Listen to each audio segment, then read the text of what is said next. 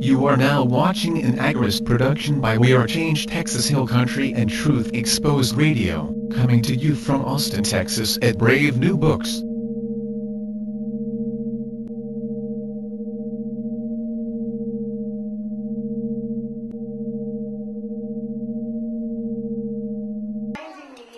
On a daily basis, in my Facebook feed, that my body matters, and that in order to be here and to give the message of freedom and to create a free society and to raise sovereign children, you have to take care of your mind and your body and your soul. It's not just a political journey. It's not just a philosophical journey. It's a physical one. And that's why here at Brave New Books we sell all these wonderful health supplements and different things, because we really, truly believe that if we are going to create a free society, we are going to do it by taking care of ourselves. So please, if you could, give a warm welcome to the man of the hour, Adam Kokesh.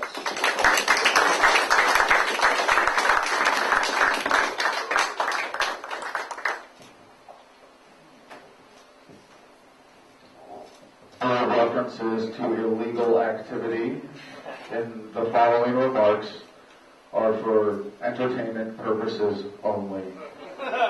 Just kidding, they're all for instructional purposes. All curse words in the following remarks are intended to entertain, not offend. But I don't give a fuck if you're offended anyway, because being offended is fucking bullshit. Does anybody mind if I get off the mic, give you guys a little relief from amplified voices? All right, well, we'll bring it back. It's great to hear an introduction like that and know that Austin isn't tired of me yet.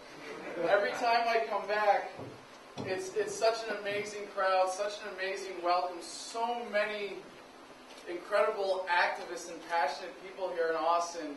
And obviously, people here are familiar with John and Kat's work. And there's always friendly dogs. I'm sorry to interrupt. There's a special birthday in the house, and I was wondering if you could lead us in birthday song. Everyone knows Joel with the Austin Agorist Alliance. Come on up here, Joel. Sorry to interrupt. Regular fans here. Every Sunday, we get going to we love Joel, and we would love it if Adam would help lead us in a happy birthday song for one of our favorite Brave New Bookworms. Because I've never sung in Austin before. 1, 2, 3. Everybody. Happy birthday to you. Happy birthday to you. Happy birthday, dear Joel. Happy birthday to you.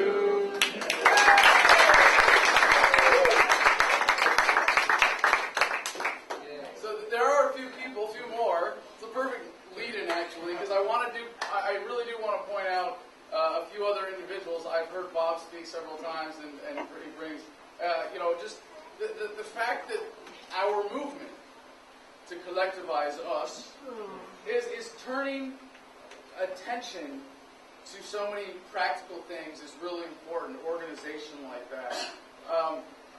Phoenix Horton, who does amazing gun rights organizing work here in Austin, although I have to say, you guys have it a little easier here in Texas than in some places with that kind of thing, obviously.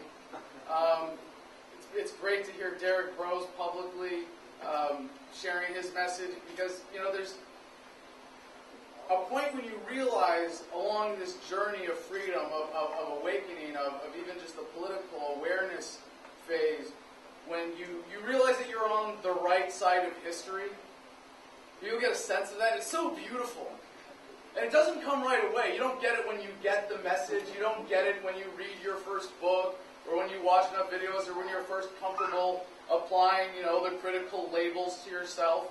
But there's a point where you step back and you see the long-term trends in the historical picture, and even at a more fundamental level, you realize that people who wake up don't go back to sleep, right? And you go, wow, this is happening.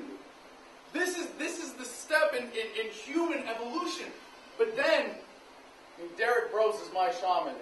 You see that there's something else going on. you see that there's a deeper convergence of humanity achieving a greater state of harmony that combines all of the ideas that Derek talked about, the ideas about health and yoga and spirituality and personal freedom.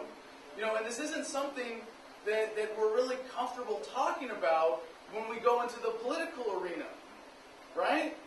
You step into politics and you put on the suit and tie and you're running for office, and you might be comfortable saying, all right, we're going to end the bullshit. We're gonna, when I'm elected, there will be no more bullshit. That's a campaign promise right there, if there ever was one. You know, and you say things like that, like, you know, all right, we're going to rid ourselves of that, but it's not really what's going on. There's such a deeper thing you see, and I was at a panel in Colorado on this tour. It's been amazing. We've been on the road for just a month and a half with my amazing girlfriend Macy, who's sitting outside.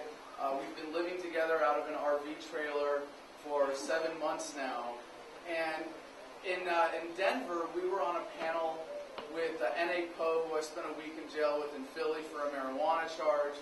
And actually, it was as a result of a marijuana rally. The reason we were in jail was assaulting a federal officer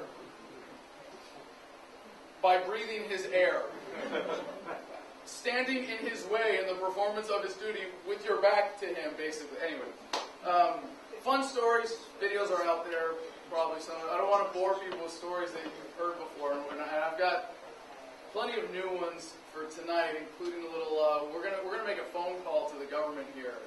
It's gonna be a lot of fun. Yeah, live on stage, Adam calls the government. So you see, the panel was with N.A. Poe and Luke Radowski of We Are Change, founder, great activist, great YouTube channel, and it was actually Luke mentioned he was doing a gratitude exercise every night before going to bed. And I'm a quarter of the way into the book, so excuse me. Gratitude is essential. Positive affirmation. Essential to spirituality, to mental health, to interacting with the world the way that you want to see it. And Macy and I have started, we do it every morning. You know, name 3 things that you were grateful for the day before. And you see everybody who's evolving. Then you step back and you're able to see it on a larger scale. I got to interview Mike Adams yesterday of naturalnews.com and with his new project, foodrising.org, encouraging people to be growing their own food. And he's done so much work enlightening people about what's going on in the food supply. He's got a lab where he's able to test for contaminants and put out reports, and he's taking it to the next level. The new lab is just incredible. And all of this work that all of us have done in being more conscientious consumers and educating people around us, all these things. And you see the results sometimes happens in unexpected ways. You have to see it and step back and see where it's happening on the grand scale. And what I pointed out was that we see now I don't want to name any names, big corporate names, because I don't want to endorse any products here.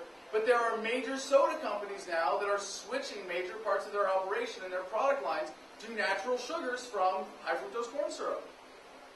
It's not going to come because, like, all of a sudden everybody read, a website about how dangerous high fructose corn syrup is, and the next day everybody's got a backyard garden and is eating 100% organic, like the food they grew themselves. You get to step back and see this process, and it is just so incredible. So I want to also point out Ben Farmer, who's here from Austin, or from Midland to Austin, and an incredible activist in many ways. And the tour that we're on right now is actually his idea. So I have to give him credit for everything. And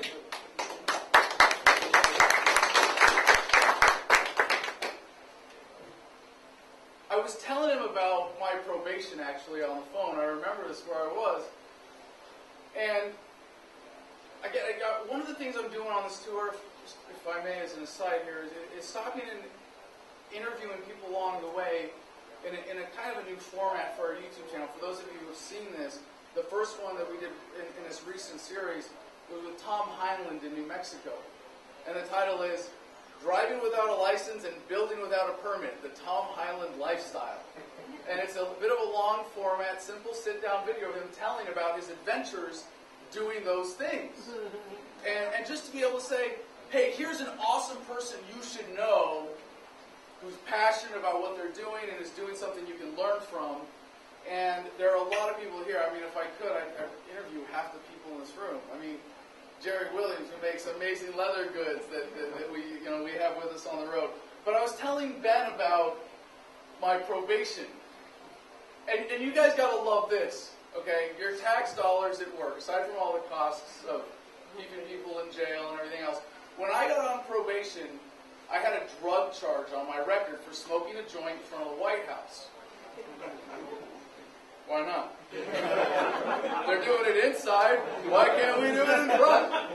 So, because it was on my record and I was on probation, well, I'm also banned in D.C., as you might know. So,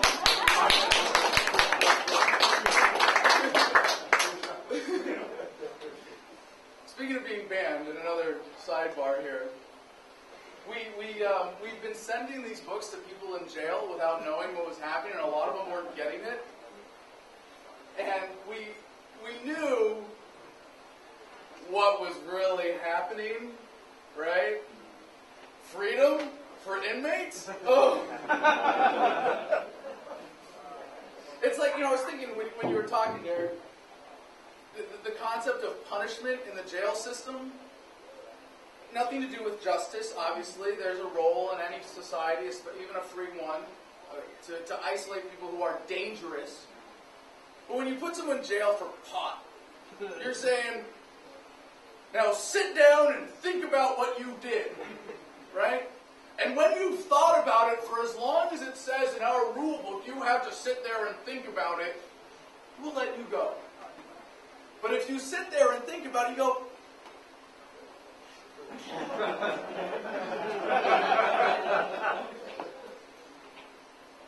these motherfuckers, I think I'm in here because some asshole paid off the government to make pot illegal. Yeah, dangerous thing when inmates really start thinking, right, Derek? And so we've been getting this book to some inmates, and we've got some amazing feedback. Because the best way we got it was actually, we sent 5 to a guy who's a counselor in jail.